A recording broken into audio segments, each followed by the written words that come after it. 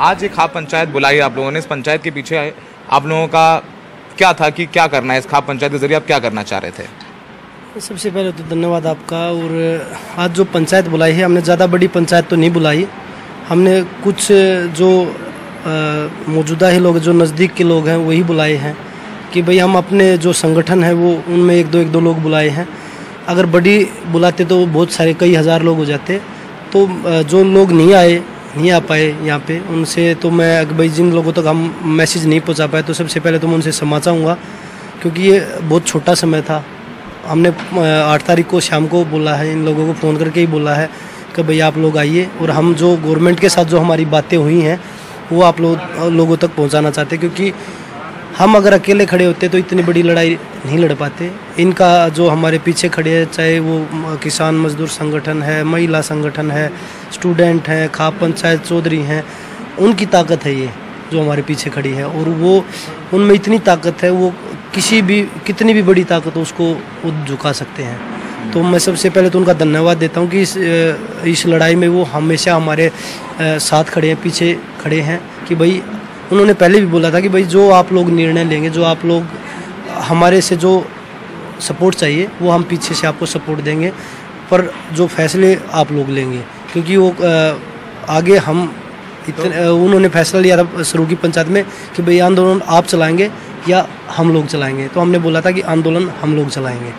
तो उन्होंने बोला था कि भाई जो भी सही होगा हम तन मन धन से आप लोगों के पीछे खड़े हैं। तो आज क्या फैसला हुआ? तो उन्होंने बोला कि 15 तारीख तक जो गवर्नमेंट ने चीज़ें बोली हैं, 15 तारीख तक का समय जो गवर्नमेंट ने बोला है कि हम 15 तारीख तक जो जितने भी जो ये पुलिस की जो कार्रवाई है उसको ख़त्म करके, और जो जितनी स्ट्रॉन्ग चार्जशीट हम बना सकते हैं वो स्ट्रॉन्ग चार्जशीट बनाएंगे।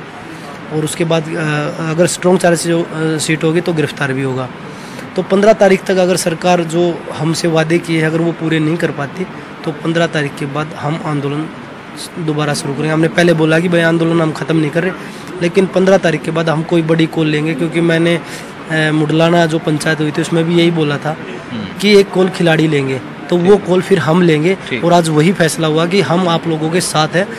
जैसे भी आप चाहे जंतर मंतर पे बैठना है या कहीं पे भी प्रोटेस्ट करना है, हम आप लोगों के साथ खड़े हैं। ठीक है, साक्षी सवाल आपसे पूछ रहा हूँ। 7 कंप्लेनेंट थे, 6 आप लोग जो वयस्क थे वो थे, और एक पॉक्सो, एक नाबालिग लड़की थी। उस लड़की ने अपने बयान बदल दिए हैं।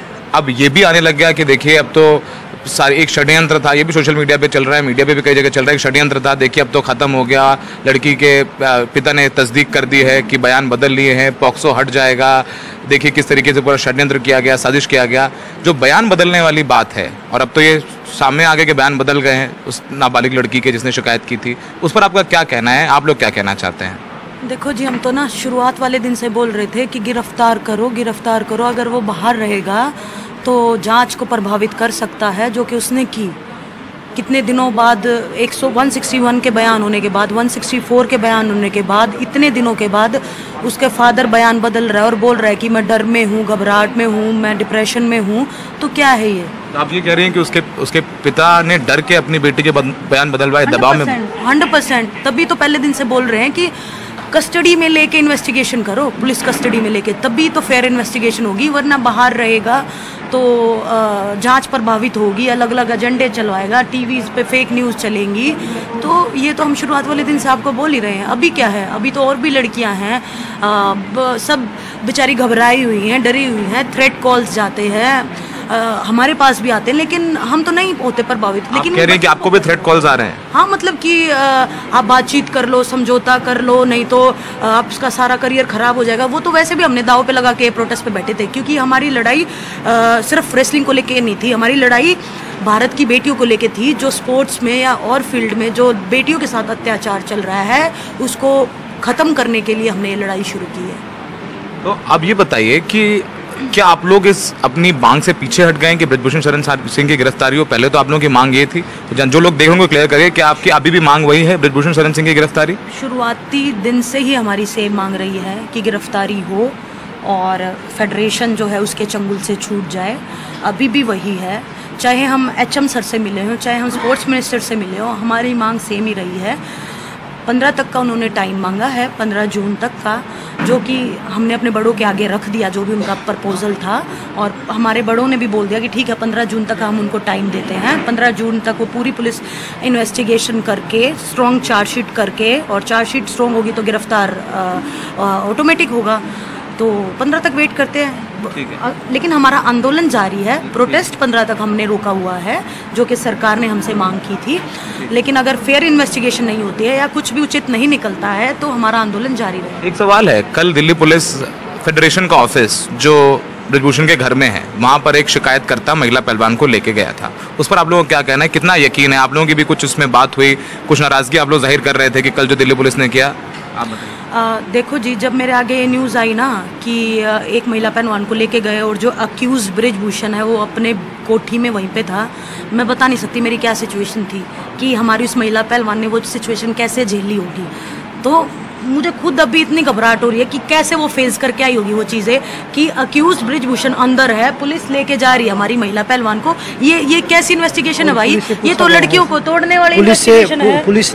पुलिस से पूछा गया है उस लड़की ने कि भाई अंदर कोई है तो नहीं, ये नहीं कि वो डायरेक्ट लेके मना किया है कि नहीं अंदर, लेकिन फिर पता चलता है कि वो अंदर ही है। ये झूठ बोल के अंदर लेके गई। आपकी उस महिला पहलवान से बात हुई? जी, महिला पहलवान ने स्टार्टिंग में ये पूछा कि अंदर कोई है, पुलिस बोली नहीं है, आपको बस जो एरिया बताना है कि कहाँ आप बैठे थे, तो पूरी क्लियर करके गई थी। लेकिन फिर भी वो आदमी वहाँ अंदर था, तो कैसी जांच पूछे हम, ये बताओ, मतलब कैसी जांच की हम उम्मीद कर सकते हैं? ठीक है, कल ब्रिजभूषण शरण सिंह अपनी लोकसभा क्षेत्र में एक बड़ी रैली कर रहे हैं। अयोध्या वाली तो नहीं हुई, कल एक रैली हो रही है, उस पर आपका क्या कहना? वो भी कोशिश है कि उस रैली के जरिए शक्ति प्रदर्शन करें।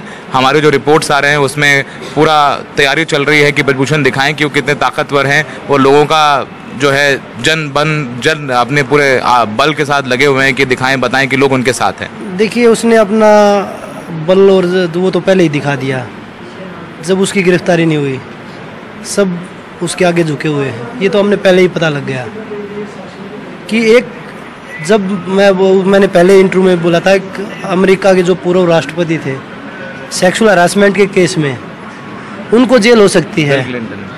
नहीं, ये अभी पीछे जो थे डोनाल्ड ट्रंप थे, उनकी जब गिरफ्तारी हो सकती है।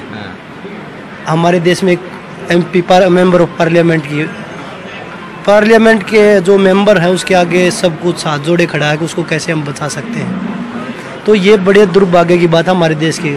और जो लोग सोशल मीडिया पे बोल रहे हैं ना, मीडिया जो दिखा रहा है, सोशल मीडिया पे तो बहुत सारे लोग खिलाड़ियों के समर्थन में पोस्ट डाल रहे हैं, लेकिन जो मीडिया दिखा रहा है ना, सभी मीडिया तो नहीं, कुछ मीडिया जो दिखा रहा है वो दिखा रहा है कि भाई नाबालिग के फादर ने है ना बयान बदल दिए। हम पहले ही बोल रहे थे ये ब्रिजभूषण के खिलाफ साजिश थी, लेकिन किसी ने उसके फादर का ये चलाया कि भाई उसने किस प्रेशर में तोड़े हैं। उसके फादर चिल्ला रहे हैं कि भाई मेरे ऊपर प्रेशर है, मेरा सारा परिवार है वो डिप्रेशन में है। उन्होंने बोला बेटी भी काफ़ी डिप्रेशन में, बोला मेरी बात हुई उनसे फोन पे। वही बोल रहे हैं, वो किसी मीडिया ने दिखाया। हमारे देश में मीडिया को चौथा स्तंभ बोलते हैं, लेकिन मुझे लगता है कि अगर 10-12 नाम लेना, 10वां स्तंभ या 12वां स्तंभ, वो भी नहीं रहा अब तो। ठीक है, आखिरी सवाल साक्षी आपसे, आप लोग और ज़्यादा वक्त नहीं लूँगा। अब लगभग 15 तारीख आने वाली है, आप कह रहे हैं कि गिरफ्तारी हो या स्ट्रॉन्ग चार्जशीट हो, आप कितनी उम्मीद करती हैं दिल्ली पुलिस से कि उनकी जांच सही होगी? कल के इंसिडेंट के बाद जो आप कह रहे हैं कि जो महिला पहलवान से बात हुई वो काफ़ी डरी हुई है, कल आपने महिला पहलवान से बात की, उनका क्या कहना था उस पूछताछ के बाद? कुछ नहीं, वो तो मैं हम पहले ही क्लियर कर चुके कि वो पूछ के गई थी कि अंदर कोई है तो नहीं। मैं ठीक है, आप सहयोग करूँगी आपका इन्वेस्टिगेशन में। हमारी उस महिला पहलवान ने पूरा मतलब सहयोग दिया पुलिस को, वो साइट पे भी गई, सब कुछ उसने बताया भी, और उसके बाद पता चलता है कि वो वहाँ पर है। तो देखो, मेरी उम्मीद तो बहुत कम, क्या शुरुआत से ही देख रहे हैं, अगर इन्वेस्टिगेशन फेयर होती तो अभी तक गिरफ्तार हो जाना चाहिए था। कौन सा ब्रिजभूषण बार बार ये बोलता रहता है कि अगर एक भी आरोप सिद्ध हो गया तो मैं फांसी पर लटक जाऊंगा, फांसी पर चढ़ जाऊंगा। इसका जवाब एक बार मैं देता हूँ।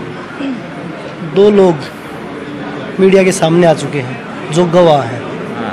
कल भी आया एक हमारे रेफरी हैं, इंटरनेशनल रेफरी है, जो काफ़ी लंबे समय से रेफरशिप कर रहे हैं, और उन्होंने दो घटनाएं बताई हैं। एक इंटरनेशनल घटना बताई, एक देश में ही बताई है।